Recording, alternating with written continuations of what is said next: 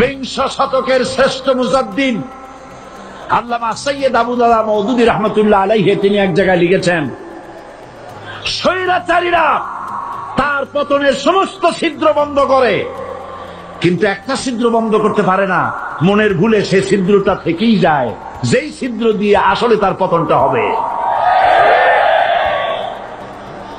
ক্ষমতায় গিয়ে মনে করে চিরকাল ক্ষমতায় থাকবো।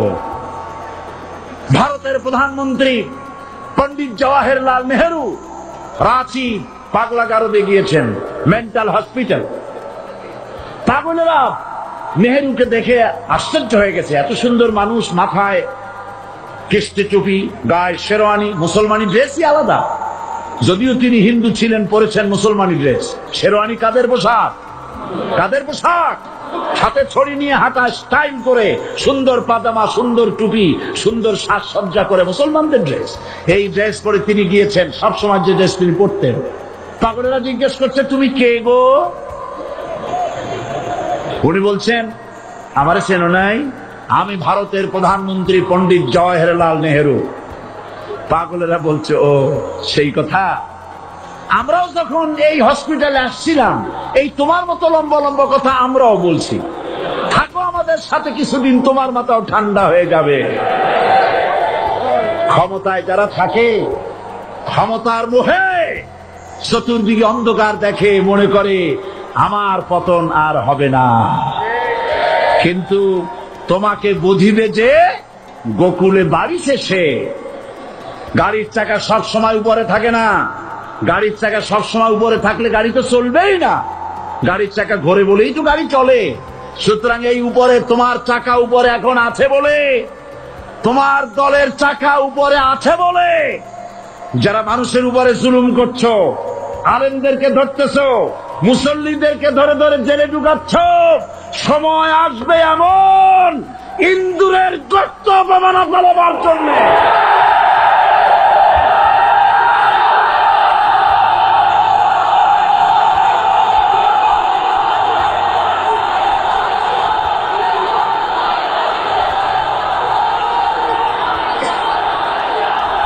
আবু জাহেলের গোষ্ঠী,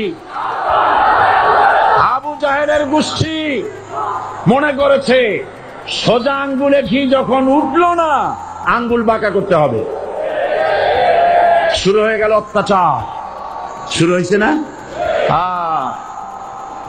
হযরত সুমাইয়া রাদিয়াল্লাহু তাআলা আনহা কি নির্মম ভাবে, নিষ্ঠুর ভাবে তাকে শহীদ করা হলো।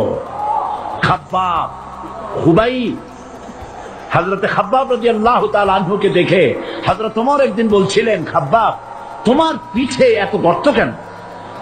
এত গর্তওয়ালা পিঠ আর এত চিকুন কোমর আমি তো জীবনেও দেখিনি। হযরত খাব্বাব বলেছেন, ওমর জানো না, ইসলাম কবুল করার অপরাধে, কালেমা পড়ার অপরাধে কাফির বেঈমানেরা আমাকে মারধর করেছে। যখন আমি তাদের মারে কালেমা ছাড়ি নাই, তখন আগুন জ্বালায়া আগুনের আংটার উপরে, আংটা আগুনের উপরে আমাকে চিৎ করে শোয়ায়া, আমি যেন নড়াচড়া করতে না পারি সেজন্য আমার বুকের উপরে পাথর চাপা দিয়ে রেখেছে। আগুনে গোশত পুড়ে পুড়ে আগুন ভিতরে ঢুকেছে, গায়ের রক্ত আর চর্বি গলে গলে পড়ে আগুনগুলো নিভেছে। ওই পিঠে যে গর্ত হয়েছে আজও পর্যন্ত সেই গর্ত মিটে যায় নাই।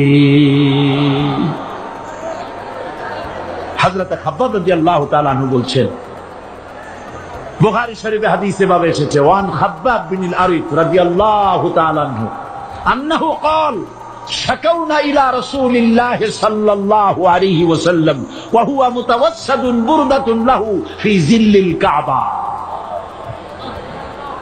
আমি গেলাম রাসূলুল্লাহর কাছে, যে দেখি হুজুর বাইতুল্লাহ শরীফের ছায়ায় আর মা আরাম ফরমাচ্ছেন।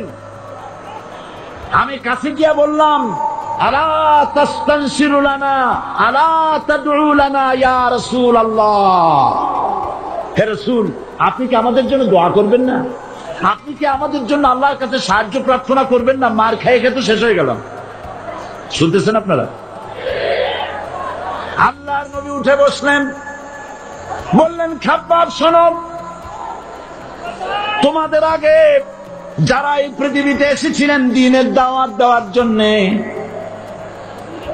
সমকালীন রাষ্ট্র শক্তি তাদেরকে ধরত, ফায়ুখাযুর রাজুলু ফায়ুহফারু লাহু ফিল আরদ, তার জন্য তারে ধরে নিয়া মাটির মধ্যে গর্ত করত, ফায়ুজআলু ফিহা, এরপরে সেই গর্তের ভিতরে তাকে কোমর পর্যন্ত গেড়ে দিত। সুম্মা ইউতা বিল মানশার, এরপরে করাত আনা হতো, ফায়ুদাউ আলা রাসিহি, এরপরে করাতটা মাথার উপরে রাখা হতো, ফায়ুজআলু নিসফাইন, এরপরে করাত দিয়া চিরে চিরে দিত, মানুষটাকে দ্বিখণ্ডিত করে ফেলে দিত। মা ইয়াসুদ্দুহু যালিকা আন দীনি, এত কষ্ট দেওয়ার পরেও, এত জুলুম করার পরেও দ্বীনের দায়ীদেরকে এক চুল পরিমাণ আল্লাহর রাস্তা থেকে তারা সরাই দিতে পারে নাই। ওয়াল্লাহি, ও খাব্বাব, আমি আমার আল্লাহর নামে কসম করি। মুসলমান কে কসম করতেছে? আল্লাহ রাসূল। আমি আমার আল্লাহর নামে কসম করি, ওয়াল্লাহি লা ইউতাম্মান্নাল্লাহু হাযাল আমর হাত্তা ইয়াসির রাকিবু মিন সানা ইলা হাযরামাউত। সেদিন বেশি দূরে নয়, ইয়েমেনের রাজধানী সানা থেকে শুরু করে সৌদি আরবের হাযরামাউত পর্যন্ত হাজার হাজার মাইল, এই দীর্ঘ পথে যুবতী নারী তার সৌন্দর্যের পশ্চা নিয়া, আর ধনাঢ্য ব্যক্তিরা, সওদাগরেরা তাদের টাকা পয়সা নিয়া একাকে নিয়ে অথবা দলবদ্ধ ভাবে মানুষেরা যাতায়াত করবে। লা ইয়াখাফু ইল্লাল্লাহ, মানুষের মনের মধ্যে কোনো ভয় থাকবে না।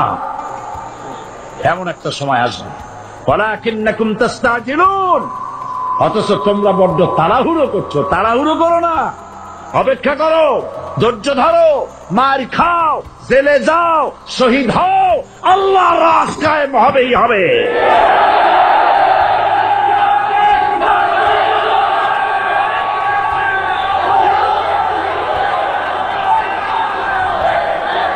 বিল্ডিং থেকে শিক্ষা গ্রহণ করুন, বিল্ডিং, ইমারত, দালান থেকে শিক্ষা গ্রহণ করুন। এই যে দালান আছে না পাশে, দেখতে পাচ্ছেন? এই দালান কি দিয়ে তৈরি করা হয়েছে বলেন? ইট। সমস্ত ইটেরা যদি ধর্মঘট করত, আমরা কেউ মাটির তলায় যাব না, কেউ আমরা আগুনে পুড়ে ঝামা হব না, পিক হব না, কেউ আমরা টুকরা টুকরা হব না, সবাই থাকবো উপরে উপরে, তাহলে কি দালান হইতো নাকি? এই বিল্ডিং নির্মাণ করতে গিয়া ইটের যে স্যাক্রিফাইস, হাজার হাজার ইটকে পিক হতে হয়েছে, পুড়ে যেতে হয়েছে, খোয়া হতে হয়েছে, ভেঙে টুকরা টুকরা হয়ে 50 ফিট মাটির নিচে যেতে হয়েছে, তারপরে ইমারত গঠন হয়েছে, সুন্দর দালান তৈরি হয়েছে।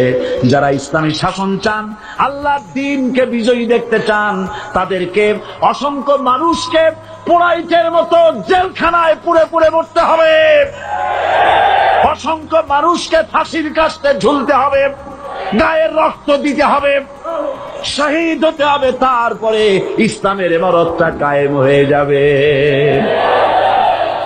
শায়ের কবি কি সুন্দর করে বলছেন, কবি সুন্দর করে বলছেন, ये शहादत गाहे उल्फत में कदम रखना, ये शहादत गाहे उल्फत में कदम रखना, लोग समझते हैं आसा है मुसलमान होना।